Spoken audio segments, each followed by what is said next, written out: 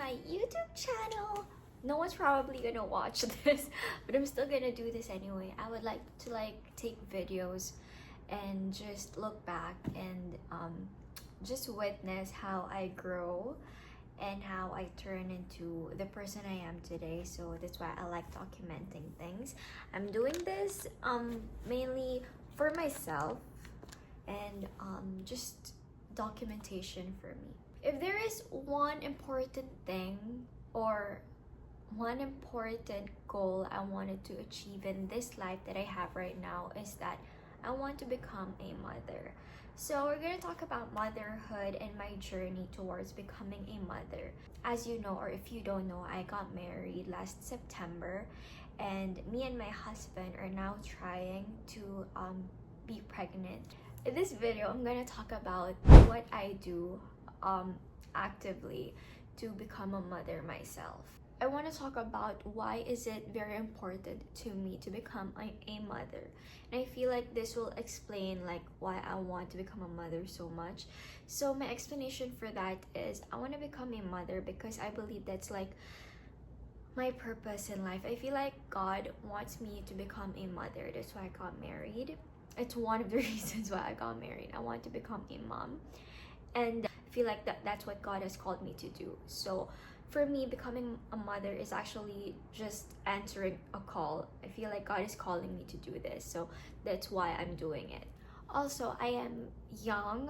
I'm not early 20s, but I am in my late 20s. So I want to make sure that I want to be pregnant before 30, God willing. So that is why I am constantly thinking about becoming a mother, is because I feel like I'm running out of time and I really want to start early. I want to have a family at a very early age. So that is what motivates me to become a mother. That's something that I dream of becoming, and that's actually in my prayer and my husband's prayer for us to have a family of our own. I feel like it's so important to talk about health when we talk about becoming a mother. So speaking of, tomorrow I actually have my very first appointment with my doctor, which the city has appointed for myself. I have been trying to find a family doctor for myself for a very long time. I'm now a Canadian citizen, but it took me since 2017, so I think that 18, 19, 20, 21, 22, 23, 24. It took me 8 years to find a family doctor for myself. So this is gonna be my first time to meet the doctor. I am gonna bring my vaccination records if I have them, and I'm also gonna talk about health concerns, and I would of course discuss with the doctor that I am considering, or I do want to become a mother. So that's part of it. Also, because I'm a nurse and I was in nursing school, so I've learned a couple of things about becoming a mother. And one of the things that I've learned when I was in school is for those people that want to conceive, or for those women that want to get pregnant, they take folic acid. So ever since I was in school as a nurse, ever since I was in nursing school, I have been taking folic acid already. I wasn't trying at all at that time, but that's how I can justify how much I wanted to become a mother. Because even when I was still in school trying to become a nurse, I have already considered, or I have already wanted to become a mother. Those aspiring mothers, they take folic acid. So ever since I was in nursing school, I was already taking folic acid. So I'm not joking. I really do want this, and I am actually scared because sometimes the more I want things, the more that it's not given to me. So it's like a game that I have with God, that sometimes I feel like if I want something too much, He doesn't give it to me. And I'm not saying that's because He's not a good God. I'm just saying that in my relationship with God, I feel like He wants me to pray for it, or He wants me to take actions into getting something that I'm praying for, and also at the same time God's timing. So this is how it all boils down to, God's timing. However much I want to become a mother, if God doesn't want it to happen, I totally respect that, but I still have that desire in my heart, and God knows that. So even before I got married, I have already started tracking my cycles. It's because like I said, I have always wanted to become a mother, and I know how important it is to know times you're fertile and the times that you're not. And not only did I start tracking my cycles when I was in nursing school. It also made me want to track my cycle when it was discussed in our marriage course to do natural family planning. So that motivated me even more. So I have already been tracking my menstrual cycle, is for the purpose that I want to become a mother, and I want to know the consistency of my cycle, how regular or how irregular it is, and what are the symptoms that I'm experiencing. So those are the things that you really need to know if you're really trying to conceive. For those people that are watching and want to become a mother as well, you have to track your cycles if you haven't done so.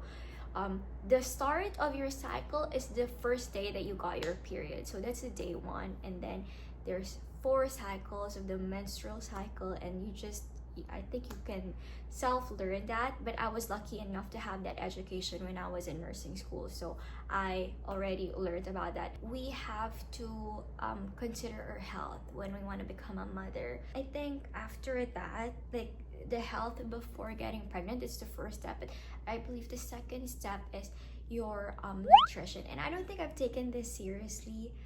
And I'm not there yet, because last time I took a pregnancy test, it was like a few days ago, and it was negative. So I feel like maybe I'm not pregnant yet.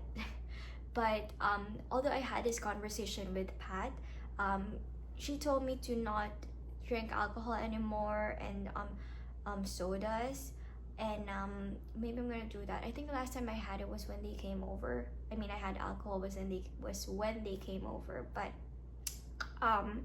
they also say that, like, you have to sacrifice caffeine, and I don't know if I'm ready to do that yet. Maybe I'll stop drinking coffee when I know that I am actually pregnant, because I really need my morning coffee in the morning. So that's a big sacrifice if I don't. But motherhood is all about sacrifices, and I feel like I'm gonna learn so much as a person, and I'm gonna learn a lot of discipline when I become a mother, because I am not only living for myself, but I'm also living for another human being. And oh my gosh, it's just making me want it even more. Another thing we have to consider into entering motherhood is our weight, our wellness, our lifestyle, whether we exercise or not. I am privileged or lucky enough that I am in my ideal weight. Actually, I am like in the borderline that if I lose more weight, I'll be underweight. But I am trying to keep my weight right now, and I do that by of course being very disciplined with my meals. But it's really hard for me to actually do a balanced meal, because I am just your Filipino girl. I like my rice, I like my Filipino food, so it's a struggle for me to cut on rice, and I'm not even trying to. I love my rice so much, I can't live without rice, so I just try to incorporate some vegetables whenever I can. I hate fruit, I don't like fruits. I think the only time I can eat fruit is when it's in a dessert, so I take advantage of that as well. And regarding exercise, I haven't been as active as I was before I got married. I think ever since we started preparing for our wedding, and after the wedding, I have just been slacking off. I recently had a workout here at home using our weights at home, and oh my gosh, I was sore. Even until now, I'm still sore. I'm just not used to exercising anymore, and I'm trying to be active again, and I am gonna take proactive steps into being active again, because I know how important that is, and also how important that is if I really want to become a mother. So, and I remember Taylor asked me, what's your goal for October? And I told him I want to be active. I didn't say stay active, because I wasn't active, but I said I want to be active again. I was active before, and slowly but surely I'm getting there. And I think journey into motherhood, I feel like what's really gonna help here is your relationship with God. I have been slacking in my prayer life, but I think I am starting to pray more again. I wasn't praying as much as I was when I was single, which is something I'm not proud of, but I take my prayer life, my spiritual life very seriously. Taylor knows that, and I am just lucky enough to have a husband that is very prayerful, and it's the month of October, and he started praying the rosary every day in the morning, and I am invited to join if I want to, but since I have evening shifts, I really cannot wake up that early. So but it is important to not only have a prayer time for yourself, it is also important to pray with your husband. So both of us are working on that now. When we were just boyfriend and girlfriend, when we were engaged, we actually prayed together as a couple, and now we're trying to pray again together as a couple. It's just a little bit hard right now with schedule and stuff. Most importantly for myself, like I want to make sure that I have a solid prayer life myself before engaging in a prayer life with him. So I need to stabilize and I need to establish that first, like a routine. But I am not like my husband. My husband likes routine. My husband likes a schedule. I am totally not like that. But you know, we try to work on how we want to work. He works differently. My dynamics are totally different. So it's really hard to manage to complete different things together at once. So we're trying to make that work. I make sure that I have enough sleep every night. My weekly average is 7 hours and 30 minutes, which isn't bad, and I'm happy about that.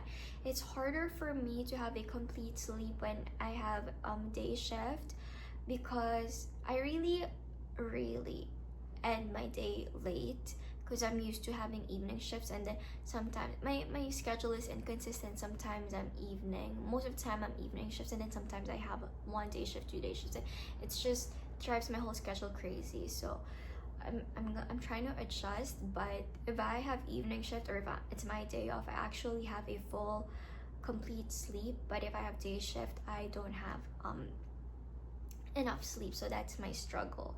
But overall, my weekly average is good, and I think sleep is very important for recovery also. Like I said, I was sore, I had a workout and I'm sore, and sleeping really helps. So yeah, I guess that's my motherhood insight.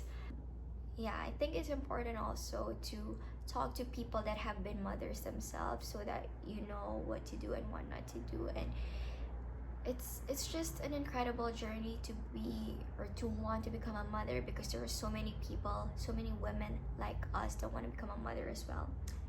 And yeah, it's just I just hope that God will bless us with a child, because I'm not gonna say we're ready. I don't think you'll ever be ready to become a parent, but I think God will give you an opportunity to be someone that you could be, or like to reach your greater potential, if you just allow God to like work in our life. So we're trying to do. So yeah, we'll see. That's my motherhood journey.